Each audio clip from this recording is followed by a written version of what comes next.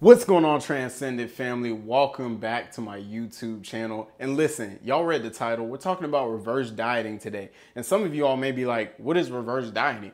Others may be like, not another diet hack. And some of you may have already started to look into reverse dieting. You're like, listen, it's already changing my life. I'm trying to learn everything there is to know about it. Regardless of where you're at on the spectrum, you already know how I do. I'm gonna give you all everything you need to be able to reverse diet correctly. So let's get it. All right, I'm back, y'all, and I just finished cooking. We're talking about reverse dieting, so you know we got to have food in here. This is blackened salmon with a buttery honey lime sauce. I'm literally salivating right now. Got roasted broccoli with liquid coconut aminos, and then jasmine rice with the fresh parsley. Now, if you like this meal and you're like, look, I want to know how you made it, you can either follow me on Instagram or TikTok. Link is in the description. I'm putting a follow along video on both of those platforms. So whichever one you're on, make sure you give me a follow because you want to taste this one. It's going crazy. All right, you all, so I just finished eating and I want to dive into this topic of reverse dieting a little bit more. So a reverse diet is exactly what it sounds like. It's the reverse of a diet. Now, what do all diets have in common? What they all have in common is they put you in a caloric deficit. So I don't care which diet it is. I don't care if it's keto and you hear about the ketones that build up. I don't care if you've been dieting for several years and used to be on Slim Fast. The goal is to get you in a caloric deficit, and they do this in several different ways. And for those of you who are really new to everything, a caloric deficit is basically taking your maintenance calories, the amount of food that you eat to stay at the same body weight, and go underneath that. That is a caloric deficit, right? And so that is the thought process behind every diet. So if a reverse diet is the reverse of that, that means that you're actually going to go into a caloric surplus. Now hold on, I know a lot of you are about to click off the video because you've heard every fitness guru, fitness professional, health professional, you name it, your uncle, they all told you that you needed to be in a caloric deficit to lose weight. And while that is technically true, there's a lot of reasons why doing that alone is keeping you from losing weight. Simply put, if it was that simple, you wouldn't have people spending millions of dollars a year cumulatively on fat-burning supplements if it was just as simple as going into a caloric deficit. And for those of you that have been serial dieters, meaning you've tried every diet in the book, your metabolism actually isn't even in a place more than likely for you to be able to lose weight simply from going in a caloric deficit. And that is where a reverse diet comes into place because it actually puts your metabolism in a place to where your body is on your side and you can now lose weight when you do go into your caloric deficit. Now, when it comes to a reverse diet, there are specific steps that you want to take to do this correctly. One of them is including strength training. And when I say strength training, not circuit training, not all this crazy stuff, but proper strength training. So with that being said, I'm actually about to head to the gym and I'm gonna take y'all with me. Let's get it. All right, you all, so we're at the gym now, getting ready to do some squats here. Today, I'm getting back into some bilateral training, which is a fancy way of saying I'm gonna be standing on both legs. So I just came from a unilateral phase of training, which I've been doing a lot of single leg, single arm work. Now that I feel like I've balanced both sides out a little bit more over these last 9 to 11 weeks doing that, I'm getting back into doing things like barbell back squats, using both sides of my body at the same time. So it's been a minute, like I said, about 9 to 11 weeks since I did squats. So we're about to get into that. The knee sleeves, the reason why I wanted to show you all this, a lot of people always ask, are knee sleeves necessary? What are they used for?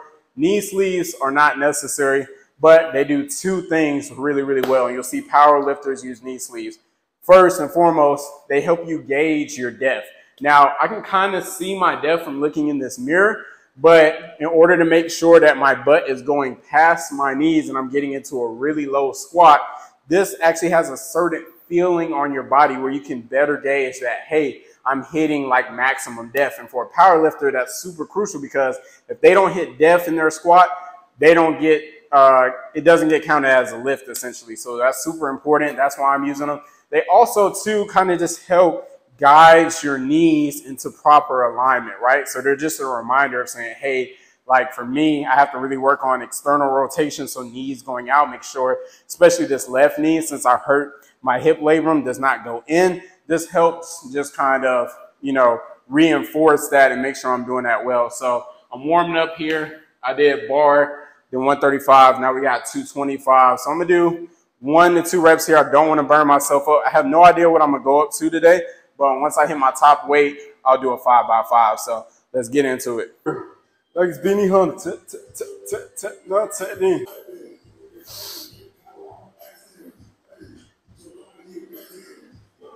All right, you all. So hopefully this is a better angle. I forgot my tripod. Anyways, I did the 225, 2 reps. It felt amazing. I'm going to 315. I'm trying to be conservative. This might honestly be a lot from where I'm at. My highest squat that I've ever did was 405 for 1. And so that was like 2 years ago. I haven't trained heavy in a good little minute because I had mobility issues that I need to work on and just things that are more important than chasing after a number on the bar to just make sure my health and functionality is great. But naturally, I do kind of want to push myself. I'll say this is one of the biggest things that can kind of get in the way for intermediate and advanced lifters. We're always chasing a shadow of the past. And so, like, let's say we took significant time off from lifting heavy like I have. You're like, dang, I know what I can do. But the best thing you can do is be humble. Get back to it slowly. Let your body get to it gradually over time. That's how you stay safe. So hopefully I'm not biting off more than I can chew, but let's start our 5x5. Oh, woo. Yeah, I am not too big to say that I took off more than I can chew. 5x5 for that would be crazy. So we're going to take some weight off. All right, so y'all just saw 315 fail in terms of 5x5, but I got the weight up. Like I said, I'm not trying to hurt myself. I got to be humble. It's literally been 2 years since I've trained like heavy weight. And there's another caveat to that as well I'll get into later, but I actually decided to be even more conservative and do 225. So let's get it.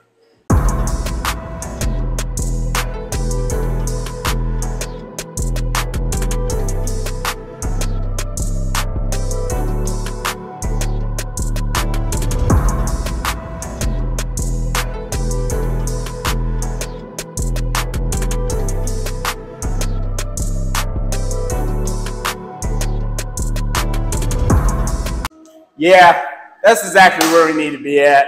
So the caveat, and I was just thinking this in my brain over the rest that I had, is the reason why this is also more difficult. As you can see, I'm getting a really low squat. Some people call it ATG. If you know, you know. And the thing is, when I hit 405, I was only squatting to 90 degrees, which 90 degrees is right here parallel. This extra motion here is so much more challenging on your mobility that it's pretty much like a completely different movement. And I'll explain why I was squatting ATG, then squatting 90, back to ATG, another video, because this video is about reverse dieting. But yeah, I'm gonna go ahead and finish this off 5x5. After that, I got some overhead press, and I got some pull-ups, and then we're gonna jump into some takeaways for reverse dieting. Like I said, I'm gonna give y'all everything, let y'all know how y'all can do it, what's needed to do it, and we're gonna make it happen, all right? So let's get it.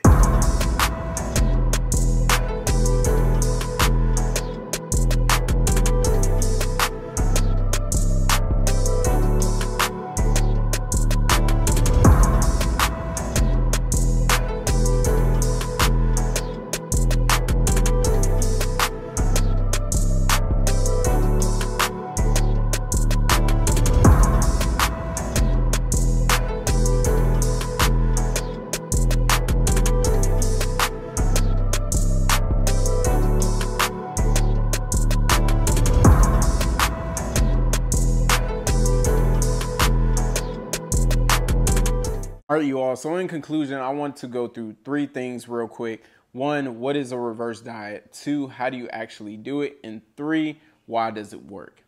So first, again, a reverse diet's actually in the name. It's the reverse of a diet. So instead of going into a caloric deficit, you're going into a caloric surplus. 2, which is super important, how do you actually do this? So let's go step by step. So first, you're going to want to identify your maintenance calories. And again, your maintenance calories are the calories your body needs to stay at your current body weight. You can do this Honestly, just by tracking for at least 1 to 2 weeks. A lot of people will use calculators, but it's best if you just track your own food that you're eating for 1 to 2 weeks. There's so many different apps that you can use to do that and get a firm grip on where your maintenance calories are at. Next, what you're gonna wanna do is hit your maintenance calories with whole foods. So that means minimally processed foods. Basically, if you were to go into a grocery store, the outer rim of the grocery store, excluding the bakery with the cakes and everything like that, that's what you're looking at. I know for some people, everybody's starting in a different place. I like to give people more breathing room to actually live their life. And so when you're first starting off trying to do this, live by the 80-20 rule. That means 80% of your caloric intake for the week is going to be whole natural foods, and 20% will be just having a little fun. And again, emphasis on a little. We can talk about that more in another video. If y'all want to, let me know in the comments. But abide by the 80-20 rule, and that'll be a great start to this part of your journey. Next, after you've been hitting your maintenance calories for some time, you feel confident that you can consistently hit them, including your protein goal, you can then bump your calories by 250 to 500 calories. Now, if you're someone that's newer to it, you want to move a little bit slower, 100 calories is a perfectly good bump as well. And for some people, I know it's going to be a little intimidating because you're like, hey, I'm here to lose weight. Like, I don't want to really move my calories up. That can be scary. That can be mentally daunting. If that's you, a 100 calorie bump is fine as well.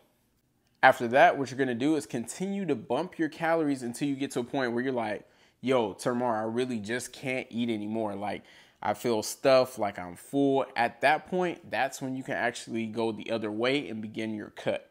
Now, I have to say this, throughout this entire process, it's super crucial that you're engaging in proper strength training, which we had an example of today, and that you're hitting your protein goal. And remember, your protein goal is 1 gram of protein per pound of body weight or per pound of target body weight. So target body weight, if you're 200 pounds and you're looking to weigh 150 pounds, that means you need to hit 150 grams of protein per day. Now, technically, you don't need that much protein, but the reality is, after working with so many clients, I realized you're probably going to miss it more days than not. So if you shoot for a higher protein goal, you'll always be in an optimal range to be healthy first and foremost and to build muscle, which we know we need to help with this metabolism speeding process. And so those are your steps. So now let's talk about, why does it work? The reverse diet works because you're getting your body on your side. Well, a lot of times what we do when we seek to lose weight is we just keep pushing the calories lower, and we just keep pushing the movement higher, higher, higher. And the reality is you can only run but so much per day, and you can only drop your calories but so low before you're just like unpleasant to be around. Your hair may be falling out, your hormones are out of whack, and it's just not a great way to be able to sustain any kind of results. And so what the reverse diet does, it gets your body back on your side. I'll give you the perfect example. If you've ever had a time period where you're like, let me increase my water intake. And as you've been able to stick with a higher water intake, what happened? You lost water weight. That's because your body's basically saying, okay, I don't have to hold on to as much water weight because you're giving me water. So now that I know that I'm going to be replenished, I'm okay with letting it go, this excess water that I'm holding on to. You can think about fat as the same way. Fat is really just an insurance policy for the body to say, hey, like if I'm ever starving, I can use this for energy. This is something that can keep me safe. And as you actually build up how much calories you can eat, speed up your metabolism, your body then adapts and says, hey, like I don't need to store as much of this fat. As you build muscle and you start to kind of have this exchange, because what ultimately is going to start happening as you reverse diet is your body fat percentage is going to go down, because your percentage of lean muscle is going to go up, even if your body fat percentage at first isn't changing as much. But since your lean body mass is going up, the percentage of your body that's fat goes down in contrast. So I don't want to go too deep into the weeds with this, but I love reverse dieting because it puts your body in its best place to be able to live in today's society. Let's face it. Food is all around us. It's in abundance. And if you can only burn 1,000 calories at rest, for instance, you're not going to be able to have a lot of wiggle room to go out and get some fast food or be able to eat out with a friend or enjoy your birthday, right? Because anything that you eat over your maintenance is just going to stick to your body. So if we can raise your basal metabolic rate, right? How much you burn at rest just over time by speeding up your metabolism, put more muscle on your body, you have more leeway to live your life, and that's awesome. So that's it for me today. This was a little bit deeper on the science and nutrition side of things today. I hope y'all enjoyed it. The reverse diet is how I'm actually starting my process of getting as lean as I've ever been. So continue to follow me on this series because it's going to be fun. And I'm going to continue to drop gems like this in every single video. So if you enjoyed it, hit that subscribe button. You already know, tap that like button. Tap it, and then down below, make sure you're commenting. Social media is a place for you to be social. So if you're not commenting, what are you doing? Why are you here? I'm just kidding. I love that you're here. And speaking of love, if no one's told you this today, I love you, but most importantly, Jesus loves you. I'll see you in the next one. Peace.